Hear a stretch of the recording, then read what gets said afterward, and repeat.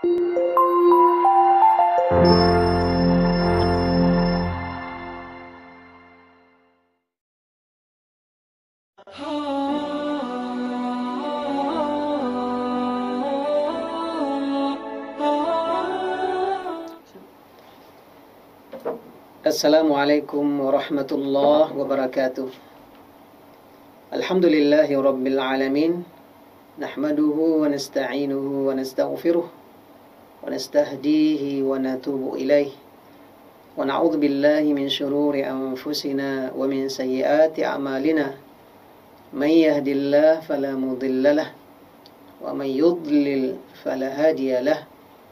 أشهد أن لا إله إلا الله وحده لا شريك له أشهد أن محمدا عبده ورسوله صلى الله عليه وعلى آله وصحبه وسلم تسليما كثيرا اللهم صل وسلم وبارك على نبينا محمد وعلى آله وصحبه أجمعين يقول الله تعالى في كتابه الكريم أعوذ بالله من الشيطان الرجيم بسم الله الرحمن الرحيم قل يا أهل الكتاب تعالوا إلى كلمة سواء بيننا وبينكم ألا نعبد إلا الله ولا نشرك به شيئا ولا يتخذ بعضنا بعضا أربابا من دون الله فإن تولوا فقولوا اشهدوا بأننا مسلمون.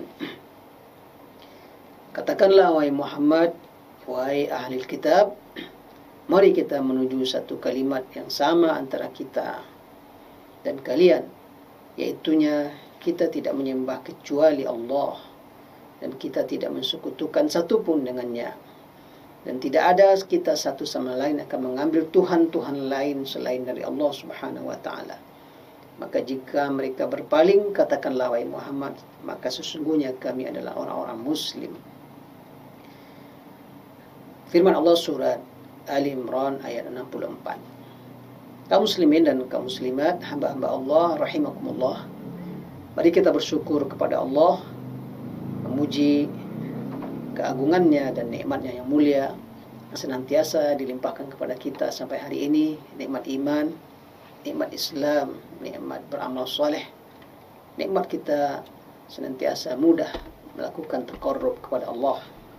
Semoga nikmat ini senantiasa dijaga oleh Allah dalam diri kita sampai kita menemui Allah Subhanahu wa taala. Salawat dan salam untuk baginda Nabi sallallahu alaihi wasallam. Allahumma shalli ala Muhammad wa ala alihi wa sahbihi ajma'in. Kaum muslimin dan kaum muslimat, hamba-hamba Allah rahimakumullah. Kajian sirah nabawiyah kita pada kali ini adalah bertemakan mengirim surat kepada raja-raja di sekitar Jazirah Arab. Pada pertemuan sebelumnya kita sudah membahas tentang perjanjian damai Hudaybiyah antara Rasulullah SAW dengan kuffar Quraisy, di mana isi perjanjian itu diantaranya adalah tidak jadi atau batalnya rencana umrah Nabi SAW dan diganti dengan tahun depannya. Quraisy akan mempersilahkan Rasulullah dengan para sahabat masuk Mekah dan mereka menyingkir ke tepi kota Mekah. Juga isi dari perjanjian damai Hudaybiyah Rasulullah dengan kafir Quraisy adalah gencatan senjata selama 10 tahun. Maka ini menjadi peluang bagi Rasulullah SAW untuk melebarkan sayap dakwahnya, menebarkan dakwah Islam kepada kabilah-kabilah dan bahkan kepada kerajaan-kerajaan lain di sekitar Jazirah Arab. Dan inilah kemenangan. Maka kemudian Rasulullah SAW mengirim surat dibawa oleh seorang sahabat menuju beberapa kerajaan-kerajaan besar di sekitar Jazirah Arab. Dalam buku Sirah Nabawiyah disebutkan ada sekitar 8 lebih kerajaan, ada yang besar, ada yang kecil, yang dikirimi oleh Rasulullah SAW surat mengajak mereka masuk Islam, menyampaikan kepada mereka dakwah tauhid, bersaksi tidak ada Tuhan selain Allah dan bahwa Muhammad adalah Rasulullah SAW. Yang pertama, Rasulullah mengirim surat kepada Raja Najasyi, ya, Raja Habasyah, Azim al-Habasyah, ya, tempat hijrahnya dahulu sebagian sahabat. Di sana ada Ja'far bin Abdul Muttalib dan sahabat yang lain yang hijrah di Habasyah. Maka Rasulullah mengirim seorang sahabat yang bernama Amr bin Umayyah, ya, sahabat yang pemberani, sahabat yang luar biasa. Amr bin Umayyah dikirim oleh Rasulullah SAW membawa surat kepada Raja Najasyi, Azimul Habasyah, Raja Ethiopia. Maka Rasulullah SAW mengirim sahabat ini berangkat membawa surat. Sampailah Amr bin Umayyah ini ke Habasyah, tentu menyeberangi Laut Merah dan sampai ke daratan Afrika dan sampai bertemu dengan Raja Najasyi, menyampaikan surat Rasulullah SAW. Yang lebih kurang isinya adalah salamun ala man ittaba'al huda, keselamatan bagi orang yang mengikuti petunjuk. Lalu Rasulullah SAW mengajak Najasyi masuk Islam, menyampaikan bahwa dia adalah Rasulullah, mengajak kepada kalimat tauhid, dan membacakan surat Ali Imran ayat 64. Qul ya ahlal kitab, wahai ahlul kitab. Ya, ahlul kitab ini adalah orang-orang yang mereka mengikuti Nabi sebelumnya, mengikuti ajaran Nabi Isa, mengikuti ajaran Nabi Musa. Jadi mereka adalah ahlul kitab, yang seharusnya mereka juga sudah tahu bahwa ada Nabi akhir zaman, Nabi penutup, seluruh para Nabi dan Rasul yang semua risalahnya sama, risalah tauhid, menyembah Allah Subhanahu Wa Taala. Harusnya juga mereka paham bahwa mereka harus mengimani Nabi terakhir ini karena dia sama dengan Nabi-Nabi sebelumnya, satu kesatuan. Maka Rasulullah kirimlah dalam suratnya itu, ya qul ya ahlal kitab ta'alau ila kalimatin sawa bainana wa bainakum alla na'budu illallah. Wahai ahlul kitab, marilah kita menuju satu kesatuan yang sama di antara kita, yaitu kita tidak boleh menyembah kecuali Allah. Jadi Nabi Isa menyembah Allah, Ibunda Maryam menyembah Allah, rukuk dan sujud. Ya. Apa kata malaikat kepada Ibunda Maryam? Ya Maryam kunuti li rabbiki wasjudi warka'i ma'ar raki'in. Wahai Maryam, tunduklah kamu, patuhlah kepada Tuhanmu, rukuklah, sujudlah. Rukuk, sujudlah dan rukuklah bersama orang-orang yang rukuk. Ya, Maryam juga rukuk, sujud, salat. Nabi Isa juga salat. Para nabi sebelumnya semuanya adalah membawa risalah tauhid, menyembah Allah dan tidak mempersekutukannya. Surat ini dibaca oleh Najasyi, Azimah Habasyah.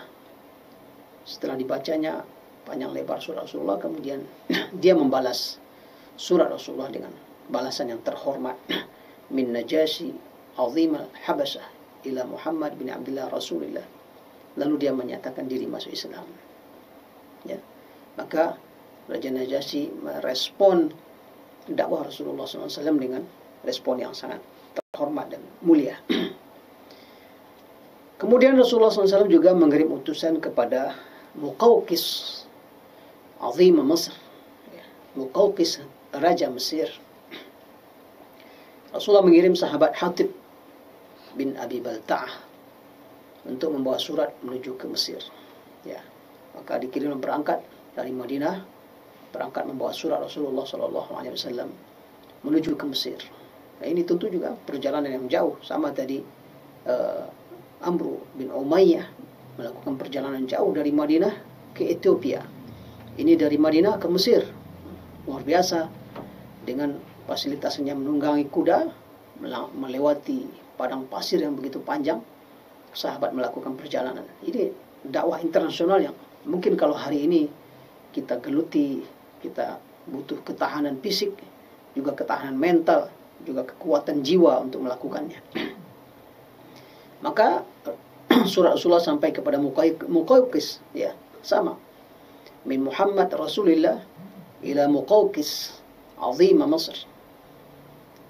Salamun ala man ittaba'al huda. Sama, hampir sama isi suratnya. Dari Muhammad Rasulullah kepada Muqawqis, Raja Mesir. Ya. Keselamatan bagi orang mengikuti petunjuk. Aslim taslam. Masuk Islamlah kamu, kamu akan selamat. Fa'in abaita fa innama 'alaika ismun nasara. Kalau kamu tidak terima dakwah Islam ini dan tidak mau Islam, kamu menanggung seluruh dosa orang-orang Nasrani.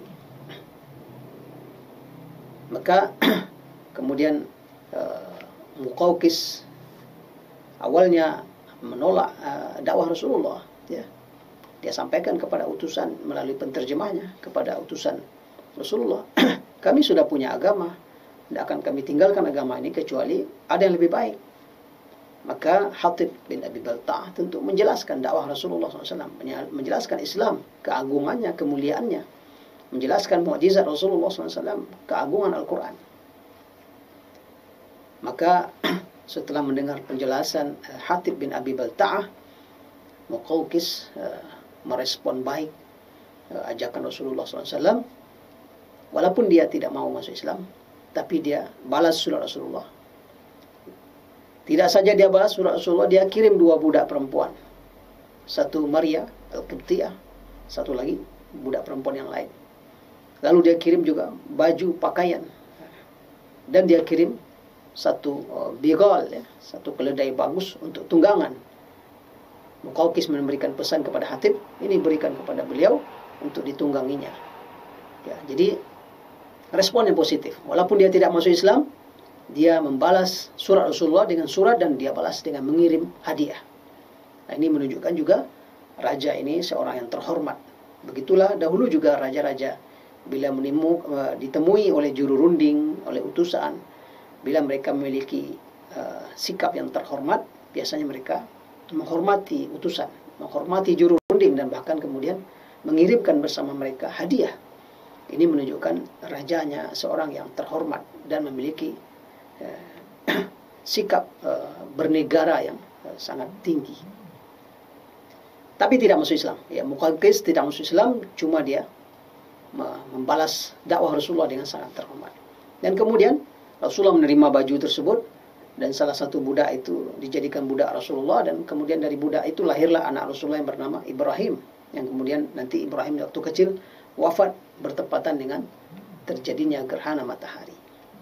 Lalu budak yang satu lagi perempuan diserahkan oleh Rasulullah kepada Hasan bin Sabit. Nah, dan termasuk bighal atau keledai bagus, tunggangan ini juga diterima oleh Rasulullah SAW. Nah, ini para ulama juga menunjukkan bahwa pemberian hadiah dari raja-raja yang non-muslim, walaupun mungkin itu hartanya bercampur baur, ada harta yang baik atau harta yang halal, dan mungkin juga ada harta yang mungkin dalam tanda kutip tidak halal, tapi hadiah dari harta yang bercampur ini, buktinya Rasulullah SAW menerima hadiah tersebut dan memakainya. Kemudian juga baginda Rasulullah SAW mengirim utusan kepada Raja Persia, ya, ila Kaisar Azim Faris. Rasulullah SAW mengirim Abdullah bin Abi Huzafah. Abdullah bin Abi Huzafah dikirim oleh Rasulullah SAW membawa suratnya kepada Raja Persia, kepada Kaisar Azim Faris. Tentu berangkatlah dari Madinah menuju Iran hari ini, ya. Persia adalah Iran hari ini. Juga perjalanan yang sangat jauh, ya, melewati padang pasir yang panjang, juga melewati kawasan Teluk hari ini, ya, kawasan Kuwait, dan terus ke Basrah, baru menyeberang ke daratan Persia. Maka kemudian Abdullah bin Abi Huzafah sampai di kerajaan Persia, di hadapan Kisra, ya, di hadapan Kisra Persia. Namun respon sambutan dari Kisra Persia terhadap surat Rasulullah yang sama bunyinya, min Muhammad bin Abdullah Rasulullah ila azimi Faris, ila Kaisar azimi Faris.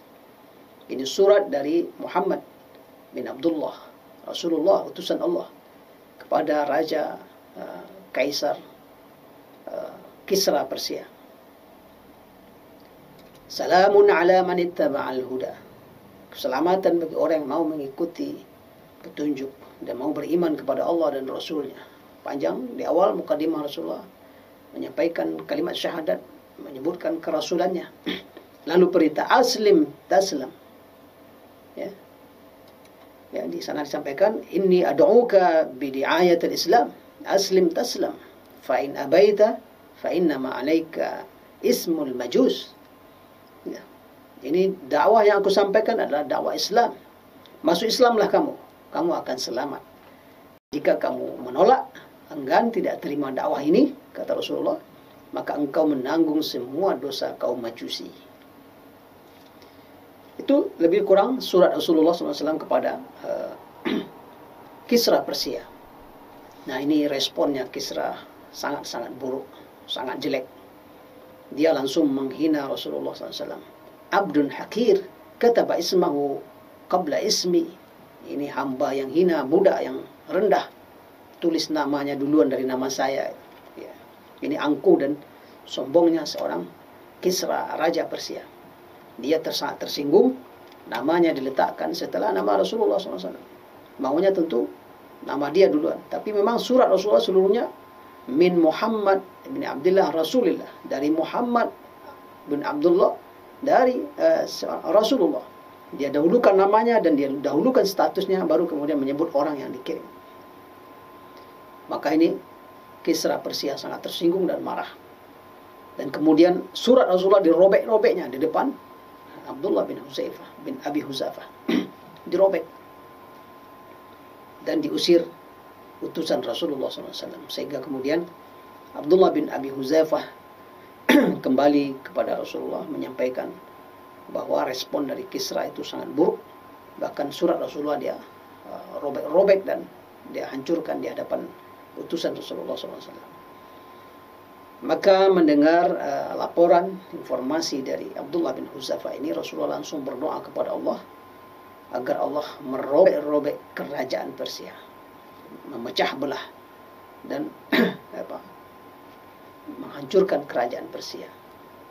Lalu kemudian Rasulullah mengirim mata-mata, ya, tidak saja berdoa kepada Allah, tapi juga mengirim mata-mata menuju Persia, mengamati apa yang terjadi di Persia. Dan betul, doa Rasulullah SAW langsung disambut oleh Allah SWT. Tak lama pasca kejadian ditolaknya utusan Rasulullah SAW dan dirobek-robeknya surat Rasulullah kepada Kisra Persia, terjadi gejolak politik di Persia. Terjadi pemberontakan sehingga kerajaan Persia mengalami pecah belah yang sangat besar sekali. Balasan kontan dari Allah, sebagaimana dia telah merobek-robek surat Rasulullah SAW, kemudian berserakan, maka juga kerajaannya juga terpecah belah dan berserak-serak. Ini kaum muslimin, kejadian yang terjadi setelah Rasulullah SAW mengirim surat dan utusan kepada Kisra Persia. Rasulullah SAW juga mengirim surat kepada Kaisar Romawi. Ya. Maka Rasulullah SAW waktu itu sahabat yang mulia Dihyah Al-Kalbi, ya, yang dia ini dalam riwayat pernah malaikat Jibril datang kepada Rasulullah dalam bentuk seorang laki-laki mirip dengan Dihyah Al-Kalbi. Dihyah Al-Kalbi dikirim oleh Rasulullah membawa surat dari Madinah menuju ke arah Romawi, ya, melewati negeri Syam dan terus ke arah kerajaan Romawi. Ini perjalanan juga luar biasa, sangat jauh, imbang dengan perjalanan sahabat ke Habasyah, ke Ethiopia, juga ke Mesir, ke Iran. Bukan main, perjalanan itu semua ditempuh dengan menunggang kuda dan tentu berapa hari perjalanan itu dilewati. Dihyah Al-Kalbi datang menghadap Raja Kaisar atau Kaisar Romawi, membawa surat Rasulullah SAW. Sama kalimatnya, min Muhammad bin Abdullah Rasulullah ila Kaisar Azim Ar-Rum, dari Muhammad bin Abdullah, utusan Allah Subhanahu wa Ta'ala, kepada Kaisar petinggi Raja Romawi. Salamun ala man ittaba'al huda, keselamatan bagi orang mengikuti petunjuk.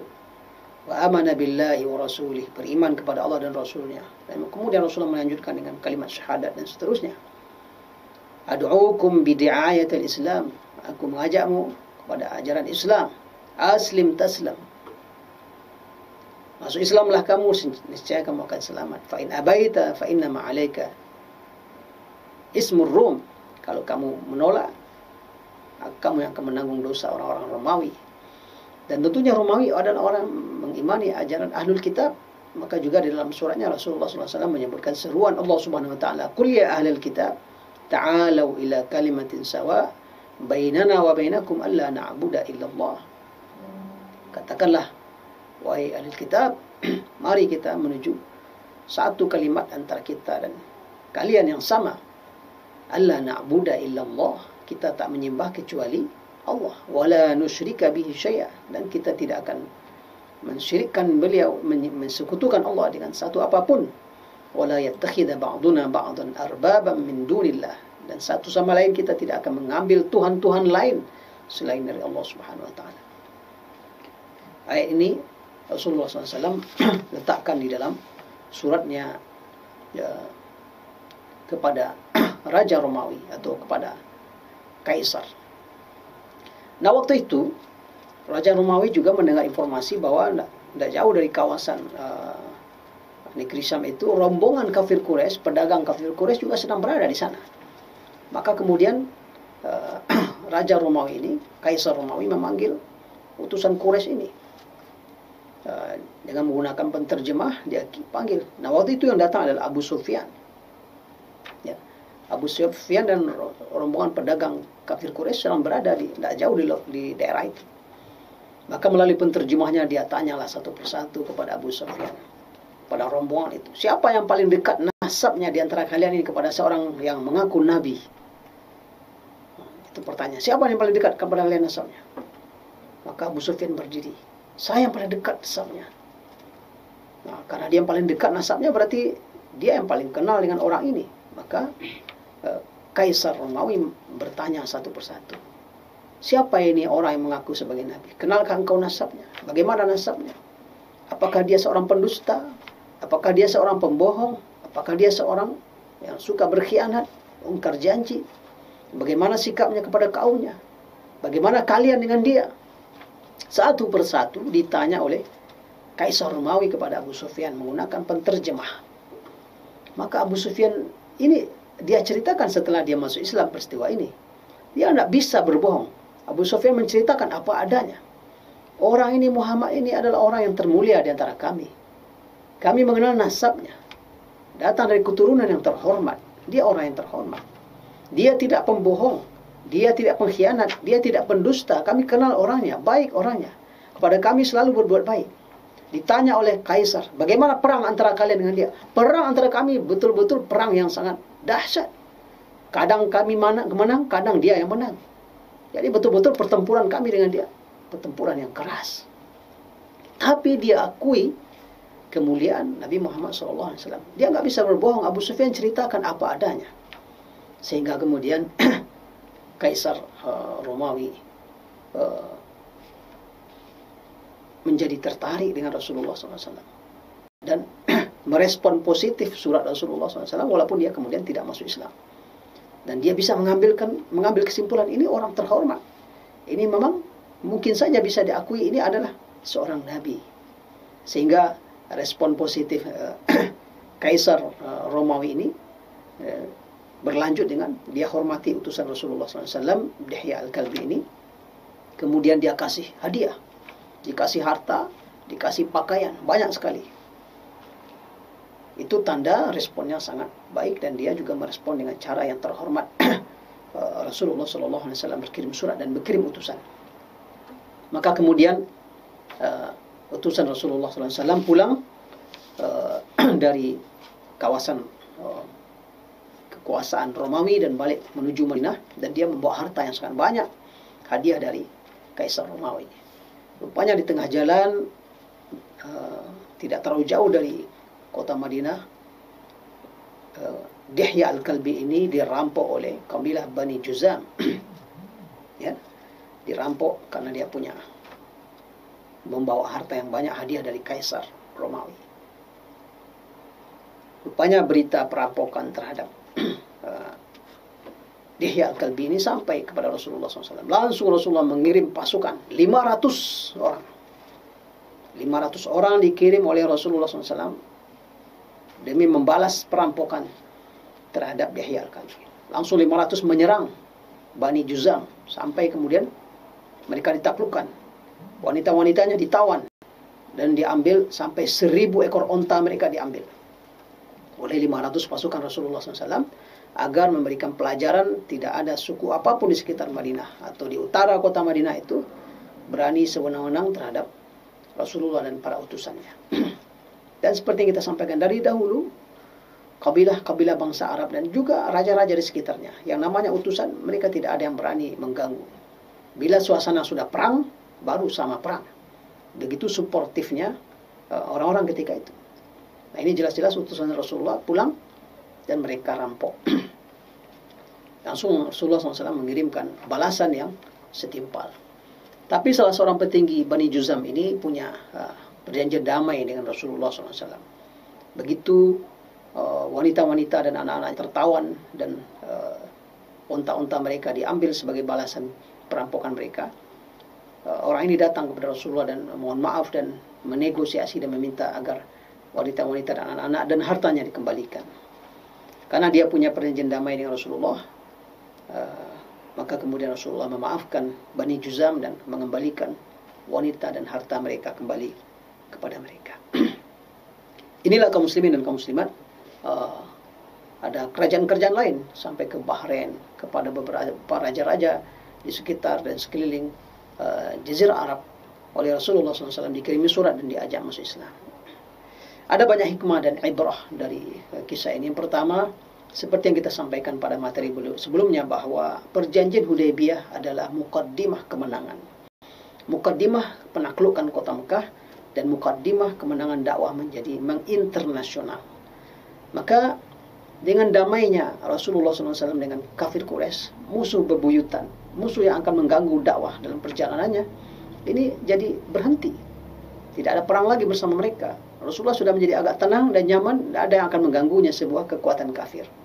Maka beliau bisa fokus berdakwah kepada yang lain, terutama kerajaan-kerajaan yang bersinggungan dengan kitab, ahlul kitab. Maka hikmah dari perjanjian Hudaybiyah terbukti setelah itu bahwa dakwah Rasulullah SAW menjadi dakwah alamiyah, dakwah internasional. Wa ma arsalnaka illa rahmatan lil alamin. Wa ma arsalnaka illa kafatan linnas basyiran wa nadhira. Tidaklah kami mengirim engkau kecuali sebagai rahmat bagi semesta alam. Tidaklah kami mengutus engkau, kata Allah, kecuali untuk seluruh manusia, memberi kabar gembira dan memberi kabar takut. Dan ini menjadi pelajaran bagi kita bahwa aslinya dakwah Islam ini dakwah alamiyah. Apalagi dalam suasana hari ini perkembangan teknologi dan informasi, kita bisa berdakwah kemana saja, masuk ke rumah-rumah orang. Islam masuk ke kamar-kamar orang melalui sarana teknologi informasi. Maka para juru dakwah jangan terhenti dakwah karena seperti hari ini ada corona, ada virus, wabah. Dakwah terus bisa berjalan dengan berbagai sarana yang ada. Masuk menembus kamar, bilik-bilik orang-orang yang insya Allah di antara mereka ada yang akan mendapat hidayah dengan kehendak Allah Subhanahu wa Ta'ala. Ini pelajaran pertama. Pelajaran yang kedua, bagaimana Rasulullah SAW menyurati para raja dan tetap menempatkan mereka dalam posisi yang terhormat, walaupun Rasulullah juga kemudian memposisikan beliau sebagai Rasulullah SWT juga posisi yang seimbang.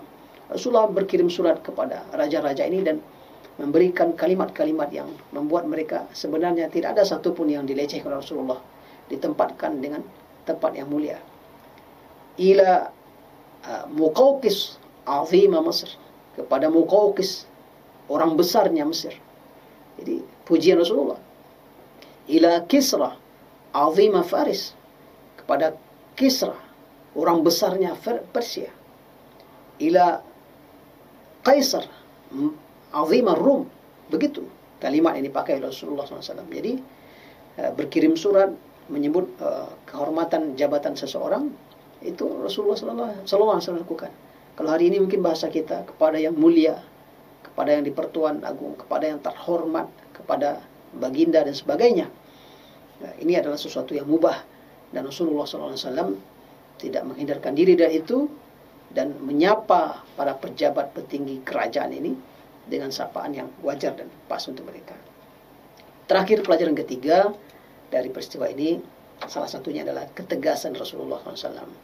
Ketika agamanya, sahabatnya, ada yang melecehkan, ada yang membuli, ada yang merendahkan, ada yang merampok, maka Rasulullah SAW langsung mengirim pasukan. Tak membiarkan sahabat, simbol-simbol Islam dihina, dilecehkan. Itulah ketika Islam memiliki kekuatan. Ketika Islam memiliki bobot, bisa memberikan daya tegur, bisa memberikan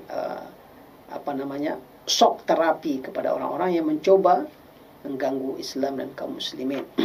Mungkin seperti ini yang dilakukan oleh negara Turki dengan kekuatan yang telah dimilikinya, dengan bobotnya sebagai salah satu negara kuat di Eropa. Turki tak membiarkan ada negara-negara Islam kecil yang dilecehkan, dihina oleh orang lain, maka dia berikan shock terapi, dia berikan teguran yang seimbang. Inilah ketika kaum muslimin punya bobot, punya kekuatan, dapat memberikan teguran-teguran yang bermakna kepada orang yang mencoba menghina Islam dan kaum muslimin. Aku qouli hadza wa astaghfirullah li wa lakum wa lisairil muslimin wal muslimat wal mu'minina wal mu'minat fastaghfiruh innahu huwal ghafurur rahim. Wallahu a'lam wa a'lam bis-shawab. Wassalamualaikum warahmatullahi wabarakatuh. Yuk dukung program dakwah Islam di Radio SIP FM. Salurkan donasi Anda melalui rekening BNI Syariah 12300002112 atas nama PT Radio Suara Indah Pesona Prima.